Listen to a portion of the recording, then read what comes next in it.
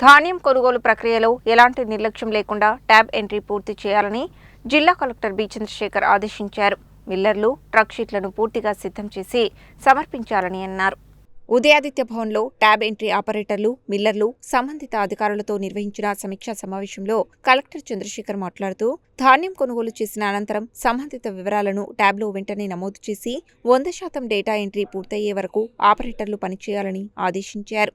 రైతులకు ఎలాంటి ఇబ్బందులు కలగకుండా అన్ని వివరాలు సక్రమంగా నమోదు చేయాలని తెలిపారు. మిల్లర్లు ట్రక్ షీట్లను పూర్తిగా సిద్ధం చేసి సమర్పించాలని, ధాన్యం తరలింపులో ఆలస్యం జరగకుండా చర్యలు తీసుకోవాలని కలెక్టర్ తెలిపారు. కొనుగోలు చేసిన ధాన్యాన్ని త్వరితగతిన మిల్లులకు తరలించి రైతులకు చెల్లింపులు ఆలస్యం కాకుండా పనిచేయాలని సూచించారు. ధాన్యం కొనుగోలు ప్రక్రియ పారదర్శకంగా, వేగవంతంగా సాగేందుకు అధికారులు, మిల్లర్లు, డేటా ఎంట్రీ సిబ్బంది సమిష్టిగా బాధ్యతగా వ్యవహరించాలని కలెక్టర్ కోరారు. రెవెన్యూ అదనపు కలెక్టర్ జి. శ్రీనివాస్, పౌర సరఫరాల డీజీఎం టీబీ.ఎస్ఎన్ ప్రసాద్, జిల్లా గ్రామీణాభివృద్ధి అధికారి శేఖర్ రెడ్డి, డీసీఓ పత్యానాయక్, పౌర సరఫరాల డీఎం రాంపతి నాయక్, రైస్ మిల్లుల ప్రతినిధులు ఉన్నారు.